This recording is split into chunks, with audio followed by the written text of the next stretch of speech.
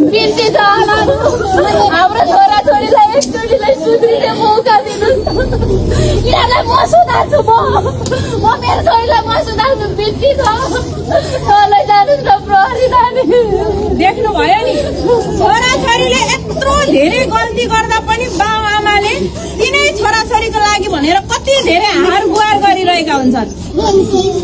तर पनि हामी के गर्छौँ? आफ्नो बुवा आमाले देखेको सपनालाई ख्याल नगरेर विभिन्न किसिमका गलत साथीभाइको सङ्गतमा लागिरहेका हुन्छौँ।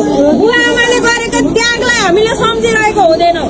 त्यही भएर सबैजना लागु अवसर दुर्व्यसनीबाट सचेत भएर आफ्नो भविष्य, बुवा आमाको भविष्य बचाउनु होला। लागु अवसर दुर्व्यसनी रोक्नको लागि व्यक्ति, परिवार, समाज, विद्यालय र सरकारले पनि विशेष ध्यान दिन आवश्यक छ। यदि तपाईको गाउँ ठाउँ समाजमा यस्ता खालका व्यक्तिहरू हुनुहुन्छ भने उनीहरूलाई लतमा फसिसकेको व्यक्तिलाई छिछि र दुरदुर गर्ने भन्दा पनि सम्बन्धित कानूनसम्म बुझाउने, उनीहरूलाई फेरि पुनर्स्थापना, उनीहरूलाई सुधार गर्ने कुराहरूमा कानूनले सकेको पहल गर्नेछ र उनीहरूलाई फेरि सामान्य जीवन, सामान्य व्यक्तिहरू जसरी बाँच्न सक्ने बनाउनेछ। अर्को कुरा, यदि तपाईँको साथी सङ्गी छोराछोरीहरूले के कस्तो बाटोमा हिँड्दैछ तपाईँहरूले पनि निगरानी राखिदिनु होला। छोराछोरीले जे भन्यो त्यही गरिदिने होइन।